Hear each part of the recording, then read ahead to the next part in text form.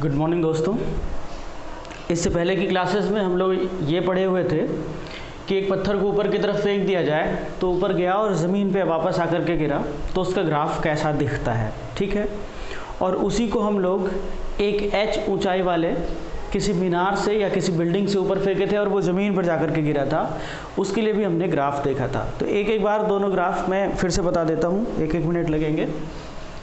मैंने बोला था कि अगर आप ज़मीन पर खड़े हैं और यहाँ से फेंकते हैं और ज़मीन पर वापस आकर के गिरती है, इस तरह से अगर कोई बॉल है, आपने यहीं से फेंका, ये ज़मीन ऊपर गया, इसकी वेलोसिटी यहाँ 0 हो गई, वापस आया, इस पॉइंट पर गिरा।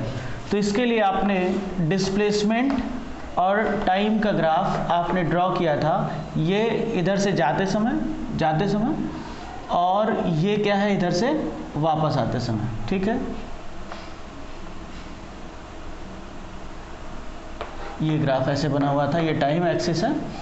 तो यहाँ अगर बीच की पॉइंट P को कह दें, O से लेकर के O P Q अगर मैं बोल दूँ, O से लेकर के P तक मैं ऊपर जा रहा था, ये पार्टिकल ऊपर जा रहा था, है ना। O से लेकर के P तक ये पार्टिकल कहाँ जा रहा था, ऊपर जा रहा था। और P से लेकर के Q तक ये पार्टिकल नीचे आ रहा था।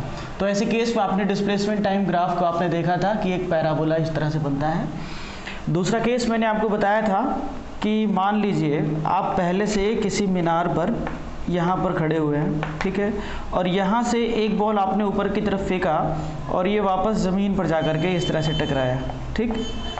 केस लगभग वही है, केवल जहाँ से फेंका है और जिस हाइट से फेंका है उस हाइट तक आप एकदम ऐसे ही ट्रीटमेंट करेंगे इसके साथ कि अगर ये डिस्प्लेसमेंट है और ये क्या है, ये टाइम है,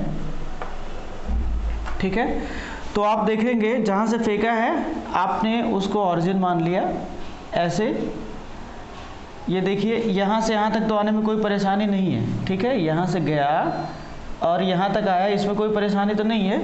ये यहाँ से यहाँ तक का सेम लेवल तक हो गया, लेकिन ध्यान से देखना ये नीचे भी तो जा रहा है और जो कंडीशन यहाँ से यहाँ तक है वही कंडीशन नीचे भी है, क्योंकि ऊपर से नीचे आते समय एक्सेलरेशन ड्यू टू ग्रेविटी भी डाउनवर्ड है और वेलोसिटी भी डाउनवर्ड है, और वही केस नीचे भी हो रहा है। कहाँ तक ये जाएगा, ऐसे ही, ये मैं डॉटेड बना देता हूँ इसे। ये कहाँ तक जाएगा, बिल्डिंग की हाइट तक। मान लीजिए अगर ये h हाइट तक है तो डिस्प्लेसमेंट आपने इसे ऑरिजिन लिया है, जहाँ से थ्रो किया है आपने वो ऑरिजिन अगर आपने लिया है तो आप देखेंगे कि ये -h डिस्प्लेसमेंट नीचे तक जाएगा और ठीक वैसे ही उसी पाथ को फॉलो करता हुआ जाएगा, ठीक है।